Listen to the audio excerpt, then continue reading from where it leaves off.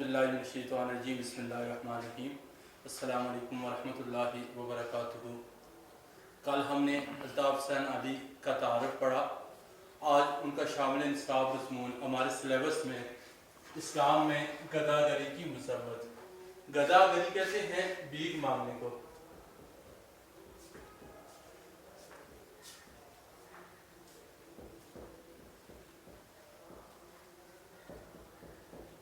मज़म्मत, रोकथाम, यानी इस्लाम ने भीख मांगने से मना किया है।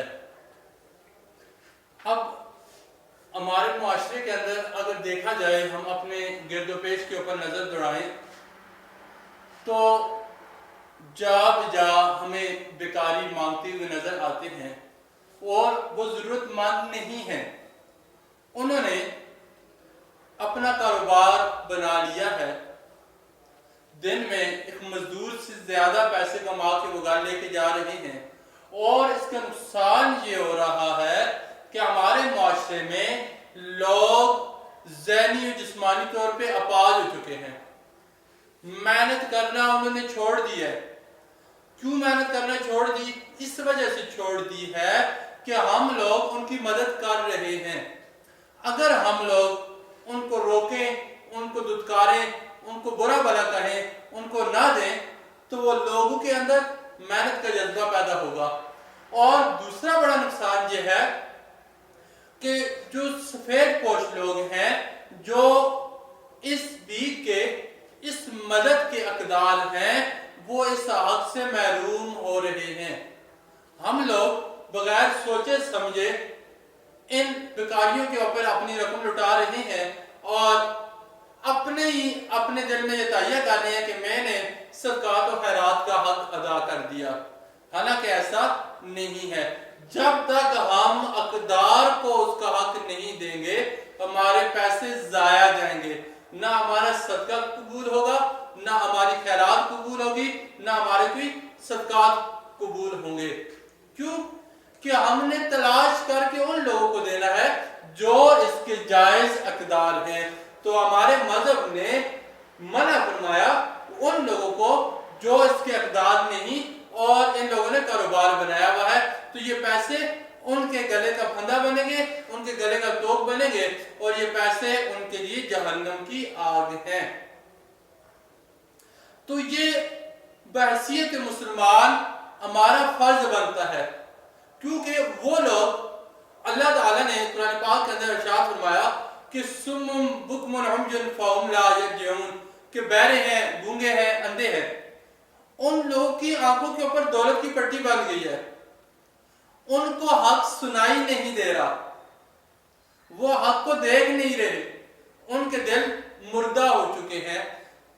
उन लोगों ने तो हाथ फैलाने ही फैलाने हैं, उन लोगों ने भीख मांगनी है। लेकिन हम जो अक्ल और शऊर रखने वाले लोग हैं, जो सूझबूझ रखने वाले लोग हैं, जो पढ़े लिखे लोग हैं, इस मुआशरे के आम शहरी हैं, इस मुआशरे के जिम्मेदार हैं, हमारा हक बनता है कि हम उन लोगों को रोकें, मना करें, उनको समझाएं कि भाई ये काम गलत है। ये बजाय तो आप पैसे कमा के लेके जा रहे हो, आपको अच्छे पैसे मिल रहे हैं, हालांकि ये पैसे आपके लिए अच्छे नहीं है, ना आपकी दुनिया की भलाई के लिए अच्छे हैं, ना ही आपकी आखिरत के लिए अच्छे हैं, बल्कि ये पैसे आपके लिए जहन्नम का अजाब हैं। तो हमारे मजहब ने मना फरमाया भीख मांगने से, और जो लोग इन बेकारियों की मदद कर रहे हैं उनके लिए भी हमारे मजहब ने रोकथाम का पैगाम हमें दिया है कि हमने रोकना है, हमने इनको नहीं देना। तो इसी हवाले से हमारे सिलेबस में जो मजमून है गदागरी की मजम्मत, हम इसको पढ़ते हैं, साथ साथ वज़ाहत तलब अल्फाज की मैं वज़ाहत करता जाऊंगा ताकि आपको मजीद बआसानी से समझा सकूं। और आप लोगों ने इन जितने भी अल्फाज में यहाँ पे लिखूंगा उनकी वज़ाहत अपने पास अपनी कापियों के ऊपर नोट करनी है। तो पैराग्राफ नंबर 1 सफ़ा नंबर 14, भीख मांगने की जिस कदर मजम्मत इस्लाम में की गई है, मजम्मत रोकथाम मैंने लिख दिया, शायद ही किसी मजहब में इसकी इस कदर बुराई की गई हो। یعنی بھیک سے منع کیا گیا اور بڑی سختی کے ساتھ ہمارے مذہب نے منع کیا ہے۔ سوال کے استعداد کو رسول خدا صلی اللہ علیہ وسلم اس قدر ضروری سمجھتے تھے جس طرح آپ توحید اور نماز پنجگانہ کی تعلیم کو اہمیت دیتے تھے۔ پنجگانہ 5 وقت کی نماز،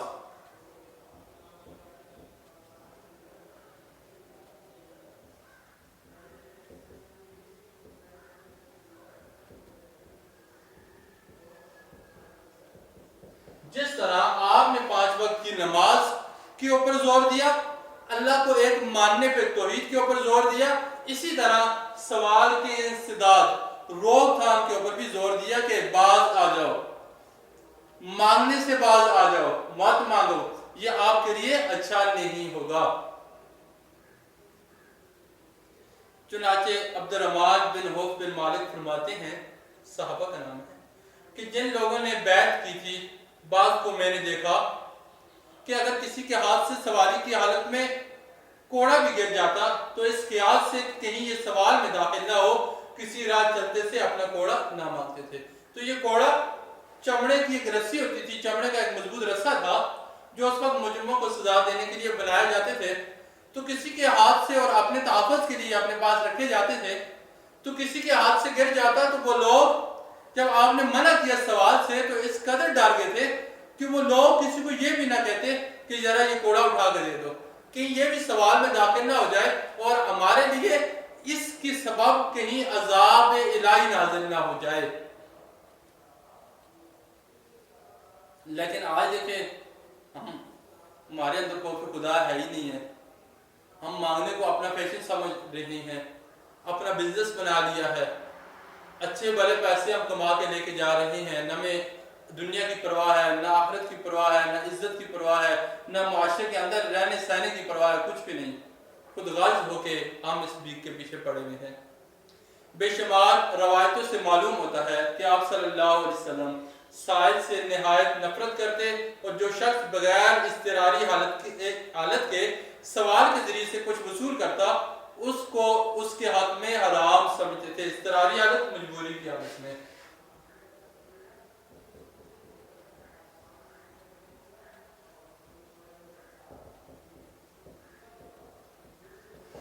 جو شخص بغیر کسی مجبوری کے سوال کرتا اس سوال کو وہ حرام سمجھتے تھے، یعنی یہ جو لوگ بازاروں کے اندر مانگ کے لے کے جاتے ہیں، ضرورت ہوگی تو 100 روپے 200 روپے 300 روپے حد ہوگی، اب یہ ہزاروں روپے جو کما کے لے کے جاتے ہیں یہ سارے کا سارا پیسہ ان کے لیے حرام ہے، نہ کہ حلال۔ جو شخص ایک وقت کی بھی خوراک موجود ہونے پر سوال کرے اس کی نسبت فرماتے کہ وہ اپنے لیے کثرت سے آتش دوزخ طلب کر رہا ہے، کثرت سے زیادہ، کثرت کہتے ہیں زیادہ،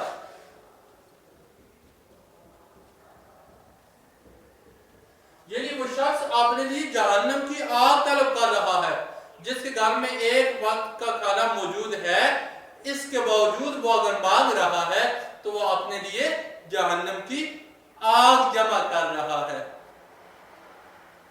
حضور صلی اللہ علیہ وسلم نے بار بار فرمایا کہ ہم میں سے جو شخص اپنی رسی لے کر پہاڑ پر جائے اور وہاں سے لکڑیوں کا گٹھا باندھ کر اپنی پشت پر لائے اور اس کو فروخت کرے تاکہ اللہ تعالیٰ اس کی حاجت رفع کر دے، حاجت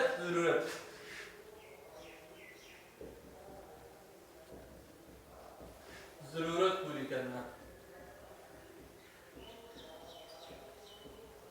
اس کی نسبت آپ نے فرمایا کہ پہاڑ پہ جاؤ، لکڑیاں کاٹو، آ کر بازار میں فروخت کرو اور اپنی ضرورت کو پورا کر لو، یعنی محنت کا درس دیا جا رہا ہے کہ ہم بجائے اس کے کہ مانگے تھوڑی سی محنت کر لیں، ہمارا رزق بھی حلال ہوگا اور حلال کمانے والے کو اللہ تعالیٰ بھی پسند فرماتے ہیں۔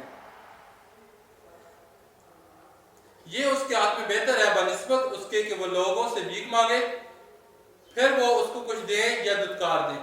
ہم لوگ جو لوگ بھیک مانگتے ہیں دھتکارنا، برا بلا کہنا،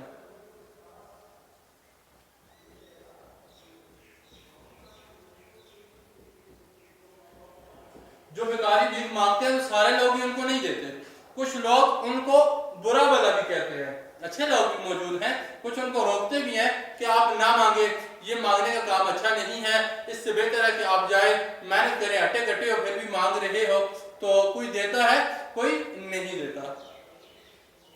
آج پہ عمر سے روایت ہے کہ آپ صلی اللہ علیہ وسلم نے فرمایا اگر تم لوگ جانو کہ سوال کے کیا نتائج ہیں تو کوئی شخص سوال کرنے کے لیے دوسری شخص کی طرف رخ نہ کرے۔ تو عمر بن آج فرماتے ہیں صحابہ رسول ہیں کہ آپ جان لو کہ سوال کے کیا نتائج ہیں، کتنا بڑا عذاب ہوگا بلا وجہ سوال کرنے کا، کسی سے کچھ مانگنے کا، تو آپ لوگ کچھ بھی نہ مانگو۔ جو سائل خدا کو صرف بھیک مانگنے کا ایک عذار جانتے ہیں اس کی نسبت آپ صلی اللہ علیہ وسلم نے فرمایا جس نے اللہ کے نام پر سوال کیا وہ ملعون ہے، ملعون لعنتی۔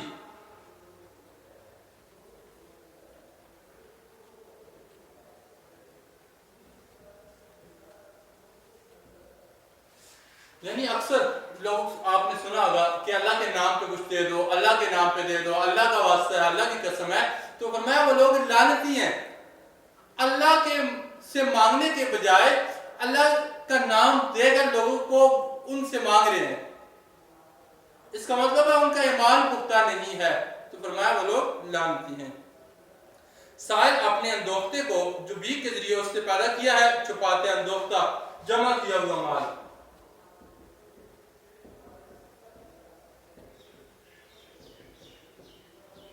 جو مال اس سے جمع کیا ہوا ہوتا ہے وہ چھپاتا ہے اور باوجود استطاعت کے اپنی ناداری کا اظہار کرتا ہے، ناداری مفلسی کا، مفلسی کا اظہار کرتا ہے کہ میرے پاس کچھ بھی نہیں، حالانکہ سب کچھ اس کے پاس ہوتا ہے۔ اس طرح کفران نعمتوں پہ ناشکری کرتا ہے، دروغ گوئی اور مکاری سے سخت ترین گناہ کو اپنی کامیابی کا ذریعہ گردانتا ہے۔ دروغ گوئی کہتے ہیں جھوٹ بولنے کو۔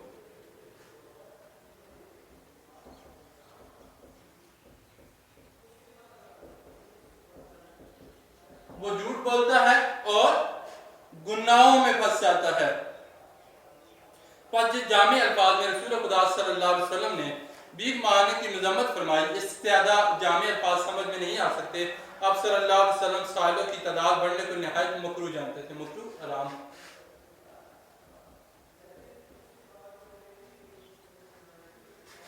ظاہر ہے کوئی چیز سائلوں کی تعداد بڑھانے والی ایسی نہیں جیسی ہر مستحق اور غیر مستحق سائل کا سوال پورا کرنا۔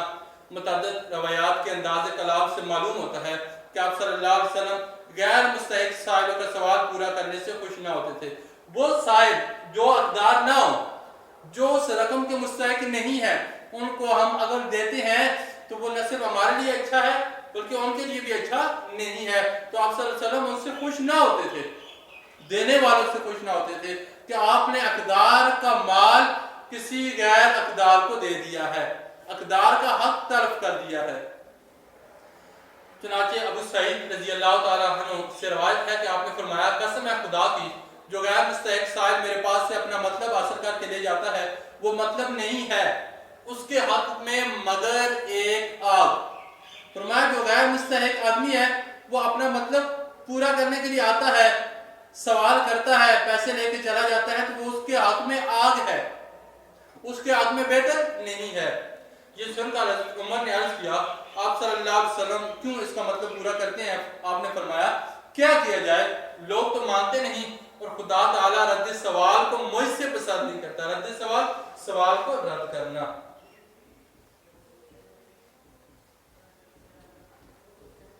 لوگ تو نہیں سمجھتے، وہ تو اللہ کے نام سے سوال کر رہے ہیں اور اللہ کے نام سے سوال کیا جا رہا ہے اور نہ دے تو یہ بھی مسلمان کے لیے اچھا نہیں کہ اللہ کے نام پہ مانگنے والے کو نہ دیا جائے۔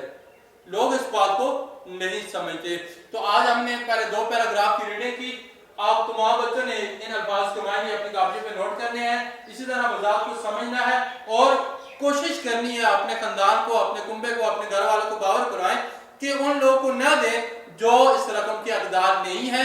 اس سے ہمیں یہ نقصان ہو رہا ہے کہ حقدار لوگ کا حق ضائع ہو رہا ہے، حقدار لوگ کا حق طرف کیا جا رہا ہے۔ میں اسی کے ساتھ امید کرتا ہوں کہ انشاءاللہ آج کا لیکچر آپ کو سمجھ آیا ہوگا۔ کل تک کے لیے اجازت چاہتا ہوں، کل انشاءاللہ دوبارہ ملاقات ہوگی، تب تک کے لیے اللہ حافظ، السلام علیکم۔